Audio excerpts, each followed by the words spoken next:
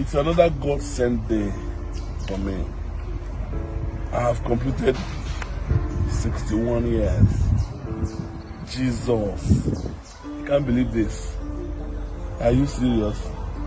My mother died at 90 years, 91 almost.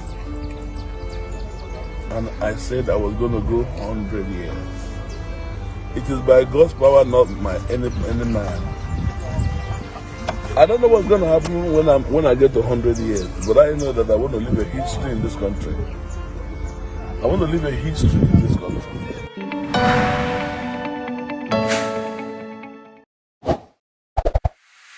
So hello guys, what's up and welcome back to my YouTube channel. It's me, your girl Barrister Neze, and this is Nezeville. It is no news that John Ikechukwu Okafor, aka Mr. Ibu, has passed. He died on the 2nd of March 2024 after suffering a cardiac arrest. This came many years after battling several health conditions, including hypertension and diseased blood vessels. He is survived by his wife, children, grandchildren, and siblings. In today's video, we will discuss 5 major life events and predicaments that got Mr. Ibu under before his eventual demise. First, kidnapping. In January 2010, a gang of kidnappers invaded Mr. Ibu's home at Agbani Road in Enugu State, abducting his wife and their 3 children and whisking them away in his wife's car. They later abandoned 2 of his children, a boy and a girl, and held on to his wife and their 1-year-old baby boy, demanding a 50 million naira ransom for their release. When contacted, Mr. Ibu had told them that if he had 50 million naira, he would have been a governor somewhere, causing the kidnappers to laugh.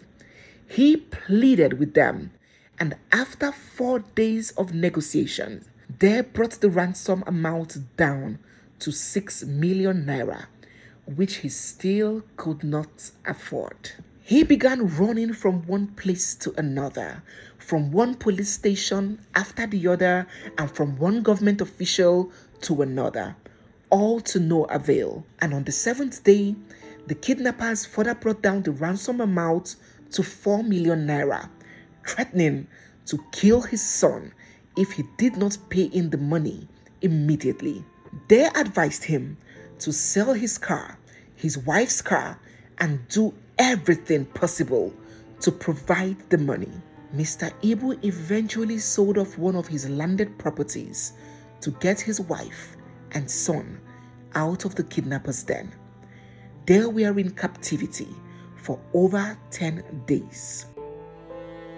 Mr. Ibu had stated severally that his first wife and her cohorts were responsible for that kidnap and the attack on his family. He insisted that she wanted him dead.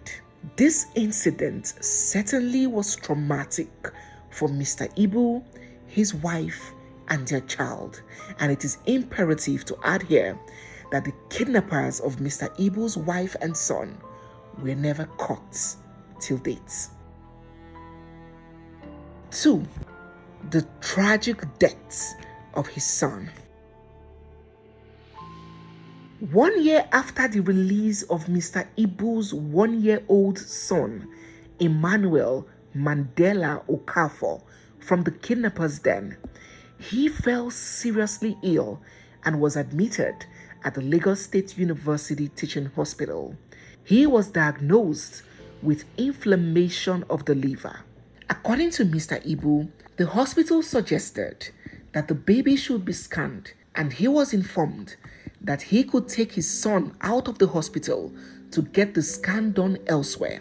But later on, the same set of medical staff declined, saying that everything had to be done in the hospital because the baby was too weak to be taken outside.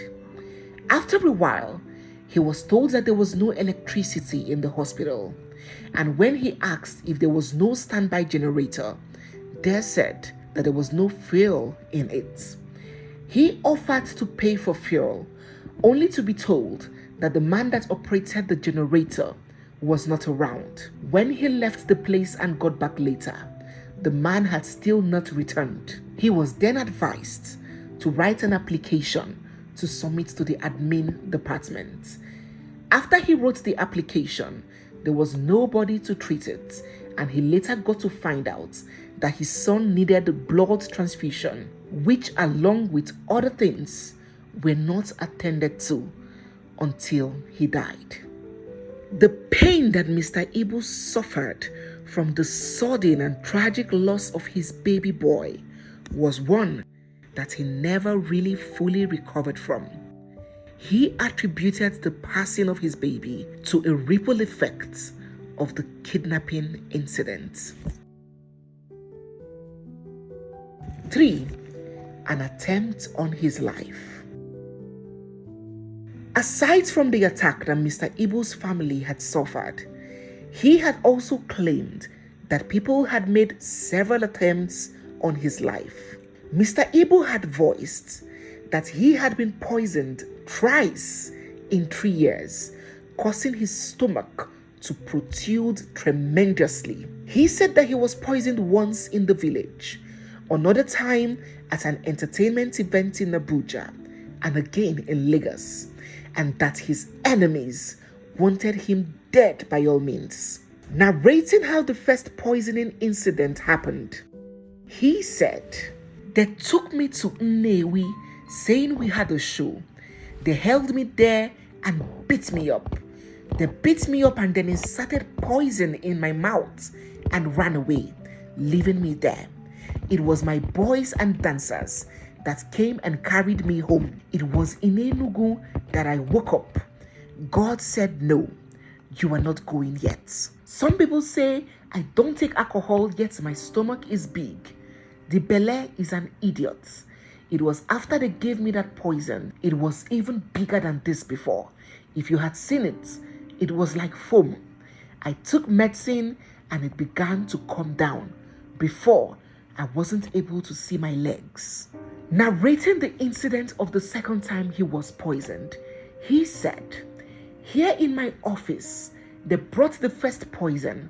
I took it. I was falling around and nobody came to ask. Even the workers did not enter here, even though they were hearing me fall around. I vomited something in my bathroom. They gave me the second one. The people that gave me are the people working with me. I swallowed another one unknowingly because I never suspected them until when God opened my eyes. They paid them and gave them enough money to make sure they eliminate me. All these plans are from Enugu, my townspeople and age grades that are surprised that I can own some things, build some houses, buy a house in Lagos. They asked them to go and kill me." For the most part of Mr. Ibu's later life, he was in constant apprehension that people wanted him dead. 4. A tumultuous marriage and love life. Will it be right to say that Mr. Ibu was not fortunate at all with his love and marriage life? He is rumored to have been married up to 5 times, and he has several children from multiple women. His first known marriage ended very badly, and he had described it as a nightmare. Despite he never really went into all the details revealing the real cause of their divorce, he hinted that they were incompatible and he only agreed to marry her because they hailed from the same village. He never missed a chance to describe the marriage as a terrible experience. 6 years after that marriage crashed, Mr. Ibu met and married Stella Maris Chinyere, who he described as a rare breed in the species of women folk. He testified that he is living like somebody in heaven because of Stella, who he said God used to wipe away tears from his former marriage. Who would have thought that this marriage made in heaven would also be subject of drama? Mr. Ibu would later classify his marriage with Stella Maris as his worst ever, describing it as punishment, not marriage. Mr. Ibu is quoted to have said, "This is my final marriage. If this one falls apart, I won't marry again. This is my 5th and the worst marriage because my wife adopted what is not obtainable.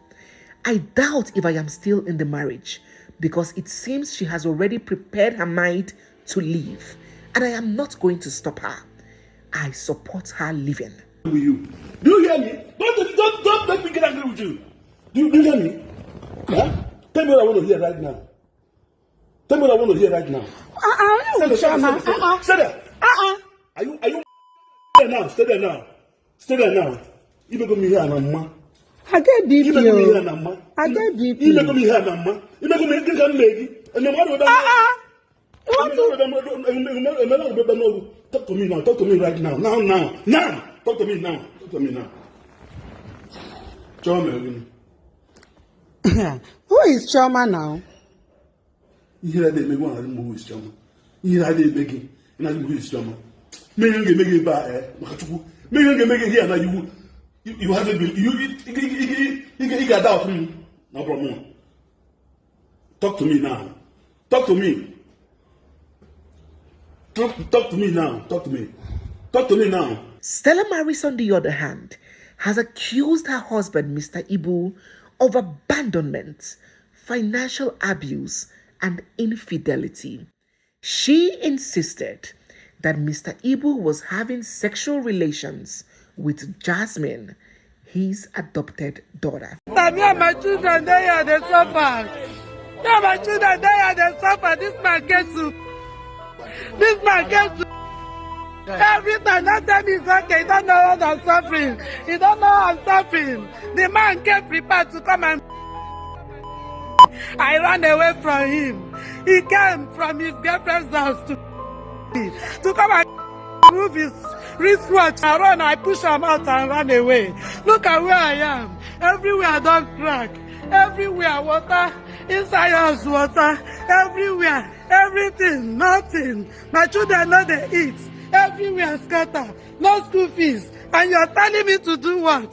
Oh God. Oh, not today. Their cup don't full.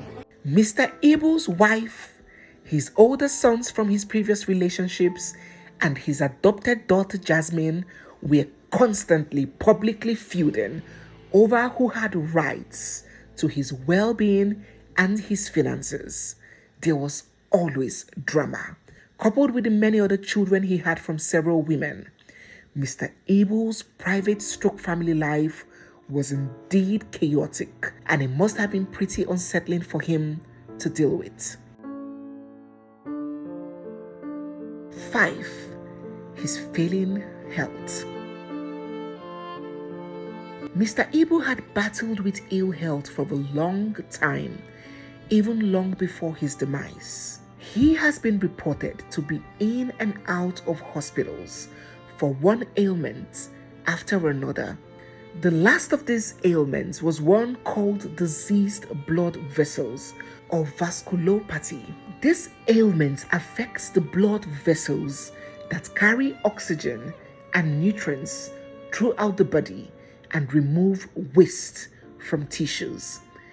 It happens when plaque made of fat and cholesterol slows down or blocks blood flow inside the arteries or veins.